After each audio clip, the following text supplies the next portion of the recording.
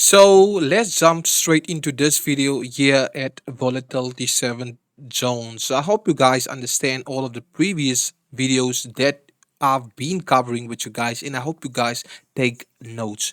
Volatility 70 zones, also known as support and resistance, is zones in the market where price bounce from more than two times then reverse. This zones is really important to help us to manage our trades. We will use the zones to trade from. Volatility zones can become stronger with time and vice versa, weaker. We will use the strongest zones on daily and scale down to add more minor zones. Let's see the charts below.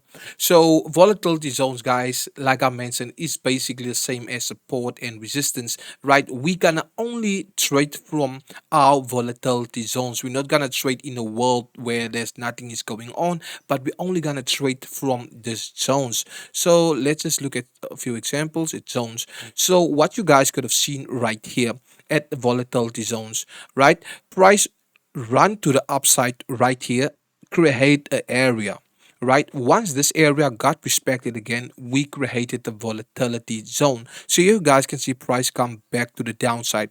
Also respect where price previously come from.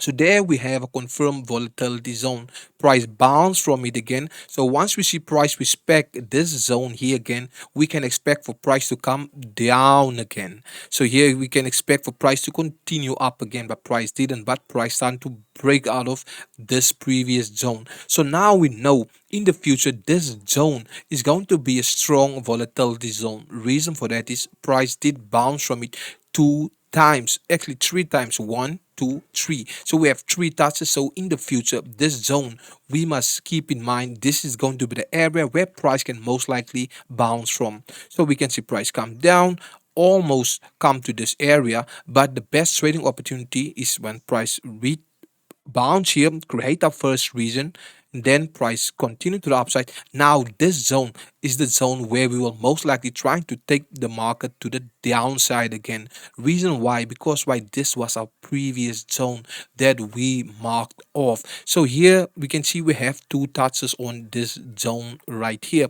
and their price retrace back to this zone again. So we most likely will expect the same, and there we guys can see price basically continue to the downside. So from this zone, guys, once we see our confirmation, price can most likely continue or break the zone and then continue to the downside. So if we implement market structure, in what trading opportunity was price here? Price is basically creating lower highs and lower lows. I hope you understand this. So in our second scenario is continuation of volatility zones. Once price starting to create a first high, right? Price retrace back, create a higher low, then price break out of this structure. So now we expect price to retrace back into our previous zone, right? Once price respect our previous volatility zone, we have price at least from this high to this lower high. This is our trading zone, right? So as you guys can see, price come to the downside, back into our trading zone, and then continue to the upside. So what if price break this low right here? Then we have a trend break. Then we can say most likely price will change direction in the opposite direction. Reason for that is price starting to break structure. So what we could have seen right here is vice versa, is once price continued to the downside. So we can see price continue to the downside, create our first zone. There we can see we have our zone, price continue to the downside. So what we can expect now, if price retrace back to this area, we most likely will take price to the downside. So you guys can see that price basically respect our volatility zone and then continue to the downside. So as long as price remain in this zone, we can expect still price to continue to the downside. But if price starting to close above this lower high, then we have a breakout of structure and we can expect price to continue and change direction. So let's take a look at more examples on the charts.